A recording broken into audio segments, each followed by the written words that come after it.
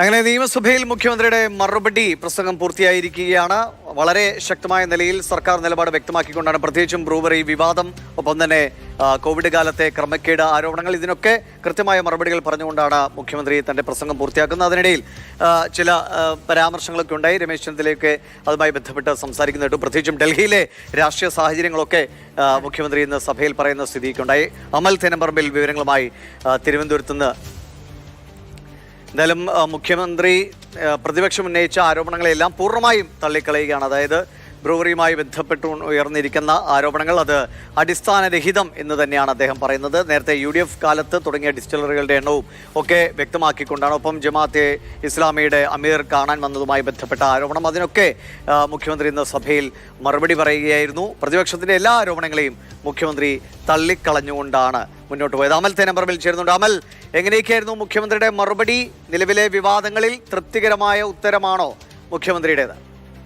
വിവാദ വിഷയങ്ങളിലെല്ലാം മുഖ്യമന്ത്രി മറുപടി പറഞ്ഞു. മുഖ്യമന്ത്രി ആദ്യം മറുപടി പറഞ്ഞത് കോവിഡുമായി ബന്ധപ്പെട്ട പ്രതിപക്ഷം ഉയർത്തിയ ഒരു അഴിമതി ആരോപണത്തെ പറ്റിയാണ്. നേരത്തെ തന്നെ ഉയർന്നിരുന്ന ആരോപണമാണ് എങ്കിൽ കൂടി സഭ ഇപ്പോൾ ചേരുന്ന ഘട്ടത്തിൽ അതിന് പ്രാധാന്യമേറുകയാണ്. CAG റിപ്പോർട്ടിൽ കോവിഡ് കാലത്ത് PPE കിറ്റ് വാങ്ങിയ വിഷയവുമായി ബന്ധപ്പെട്ട അഴിമതി നടന്നിട്ടുണ്ട്, അല്ലെങ്കിൽ സംസ്ഥാന സർക്കാരിന് സാമ്പത്തിക ബാധ്യത ഉണ്ടായിട്ടുണ്ട് എന്ന കാര്യം കൃത്യമായി പറഞ്ഞു വെക്കുന്നു. പ്രതിപക്ഷ നേതാവും മുൻ പ്രതിപക്ഷ നേതാവും ഈ വിഷയത്തിൽ KK ശൈലജയും മുഖ്യമന്ത്രിയും അഴിമതി നടത്തിയെന്ന ആരോപണം ഉന്നയിക്കുകയും ചെയ്തു. ചില രേഖകളും ബന്ധപ്പെട്ട് പുറത്തേക്ക് വിട്ടു. ഏറ്റവും ഒടുവിൽ പുറത്തു വന്ന രേഖയടക്കം ഇന്ന് സഭയിൽ വെച്ചായിരുന്നു പ്രതിപക്ഷം ഈ വിഷയത്തെ അവതരിപ്പിച്ചത്. മുഖ്യമന്ത്രി എന്തായാലും പറഞ്ഞത് കോവിഡ് കാലത്ത് ആരോഗ്യ പ്രവർത്തകർ മരിച്ചു വീഴുന്ന അവസ്ഥയുണ്ടായിരുന്നു. അങ്ങനെ മരണത്തിന് അവരെ വിട്ടുകൊടുക്കാൻ കഴിയാത്ത ഒരവസ്ഥ സർക്കാരിനുമുണ്ടായി. ആ സമയത്ത് കോവിഡ് സമയത്ത് ഈ ആരോഗ്യ പ്രവർത്തകരുടെ PPE കിറ്റ് അടക്കമുള്ള ഉപകരണങ്ങൾക്ക് വലിയ വിലവർധനവുണ്ടായി. മാത്രമല്ല മാർക്കറ്റിൽ സാധനം കിട്ടാത്ത അവസ്ഥയും ഉണ്ടായി. അങ്ങനെ ദൗർലഭ്യമുണ്ടായോ അതേ സമയത്ത് തന്നെ വിലവർധനവും ഉണ്ടായി. അപ്പോൾ വില നോക്കിയിരിക്കാൻ കഴിയുമായിരുന്നില്ല, ചട്ടങ്ങൾ പാലിക്കാനൊന്നും കഴിയുമായിരുന്നില്ല. അതിവേഗത്തിൽ ആരോഗ്യ പ്രവർത്തകരെ സംരക്ഷിക്കുക എന്നുള്ളത് മാത്രമായിരുന്നു സർക്കാരിന്റെ ലക്ഷ്യം. അതിനാലാണ് വില കൂടിയ കിറ്റ് വാങ്ങേണ്ടി വന്നത്. പിന്നീട് CAG റിപ്പോർട്ടിൽ പറഞ്ഞ ഒരു കാര്യം കൂടി മുഖ്യമന്ത്രി ഖണ്ഡിക്കുന്നുണ്ട്. CAG റിപ്പോർട്ടിൽ കോവിഡിന് മുമ്പുണ്ടായിരുന്ന വിലയാണ് 550 ഈ കിറ്റിന് ഉണ്ടായിരുന്നത്. ആ വിലയും അതോടൊപ്പം തന്നെ കോവിഡ് വന്നതിന് ശേഷമുള്ള വിലയും CAG എങ്ങനെയാണ് താരതമ്യം ചെയ്തതെന്ന് അറിയില്ല എന്നാണ് മുഖ്യമന്ത്രി പറഞ്ഞു വെച്ചത്. പക്ഷേ ഒരു കാര്യം അമൽ, മുഖ്യമന്ത്രി ഇക്കാര്യങ്ങളിൽ ഉത്തരം പറയുമ്പോൾ BD സതീശൻ എഴുന്നേറ്റ് പറഞ്ഞ കാര്യമുണ്ട്. അതായത് 1.5 മണിക്കൂർ മാത്രം വ്യത്യാസത്തിൽ 550 രൂപയുടെ കരാർ മാറ്റി 1550 രൂപയുടെ കരാറിലേക്ക് മറ്റൊരു കമ്പനിക്ക് കൊടുക്കുന്ന കാര്യം അദ്ദേഹം സൂചിപ്പിക്കുകയുണ്ടായി. പക്ഷേ അപ്പോൾ മുഖ്യമന്ത്രി പറഞ്ഞു, ഞാൻ CAG റിപ്പോർട്ടുമായി ബന്ധപ്പെട്ട കാര്യങ്ങളാണ് പറഞ്ഞത്, ആ വിഷയം മറ്റു രീതിയിൽ പരിശോധിക്കേണ്ടതാണ് എന്നാണ് പറഞ്ഞത്. അപ്പോൾ ആ ആരോപണങ്ങൾക്ക് പൂർണ്ണമായ ഉത്തരം മുഖ്യമന്ത്രിയുടെ കയ്യിലുമില്ല.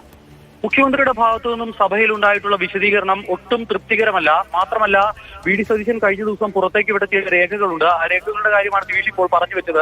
550 രൂപയ്ക്ക് കിറ്റ് നൽകാമെന്നൊരു കമ്പനി അറിയിക്കുമ്പോൾ അവർ 25,000 കിറ്റുകൾ നൽകാമെന്നാണ് അറിയിക്കുന്നത്. അതിൽ 10,000 മാത്രം വാങ്ങി മറ്റൊരു കമ്പനിക്ക് ബാക്കിയുള്ള കിറ്റുകൾ വാങ്ങുന്നത് മറ്റൊരു കമ്പനി ഏൽപ്പിക്കുകയാണ്, സൺഫാർമയെ ഏൽപ്പിക്കുകയാണ്. അത് 1,550 രൂപ, 3 ഇരട്ടി തുകയ്ക്കാണ് ആ കിറ്റ് വാങ്ങാനുള്ള ഉത്തരവാദിത്വം അവരെ ഏൽപ്പിക്കുന്നത്. വലിയ തോതിലുള്ള സാമ്പത്തിക ബാധ്യത സർക്കാർ ഉണ്ടാക്കി വെക്കുന്ന തീരുമാനം. അങ്ങനെ കോവിഡ് വിഷയത്തിൽ മുഖ്യമന്ത്രി പറഞ്ഞ ഒരു വിശദീകരണം പൂർണ്ണമായും തൃപ്തികരമല്ല എന്ന് തന്നെ പറയേണ്ടി വരും. അതോടൊപ്പം തന്നെ രണ്ടാമത്തെ മുഖ്യമന്ത്രിയിൽ നിന്ന് നമ്മൾ മറുപടി കാത്തിരുന്ന വിഷയം ബ്രൂവറിയാണ്. ബ്രൂവറി അനുവദിച്ചതുമായി ബന്ധപ്പെട്ട ഏതെങ്കിലും തരത്തിലുള്ള പ്രശ്നങ്ങളില്ല. വ്യവസായങ്ങൾ എത്തുമ്പോൾ ടെൻഡർ വിളിക്കേണ്ട ആവശ്യമില്ല. UDF കാലത്തും അത് ചെയ്തിട്ടില്ല. അങ്ങനെ അതാണ് ഇതിന്റെ ഒരു രീതി എന്ന് മുഖ്യമന്ത്രി പറയുന്നു. അതോടൊപ്പം തന്നെ ഇതുമായി ബന്ധപ്പെട്ട് യാതൊരുവിധ അഴിമതിയുമില്ല, എല്ലാ കാര്യങ്ങളും പാലിച്ചാണ് മുന്നോട്ട് പോകുന്നത്. സംസ്ഥാനത്ത് അവിടെ മദ്യം ഉത്പാദിപ്പിക്കുമ്പോൾ ഏതെങ്കിലും തരത്തിലുള്ള കുടിവെള്ള പ്രശ്നം ഉണ്ടാകില്ല. അവിടുത്തെ ആളുകളെ കൂടി വിശ്വാസത്തിലെടുത്ത് മുന്നോട്ട് പോകും എന്ന് പറയുന്നു. രമേശ് ചെന്നിത്തല ഇടയ്ക്ക് ഇടപെടുന്നുണ്ട് ഈ വിഷയത്തിൽ.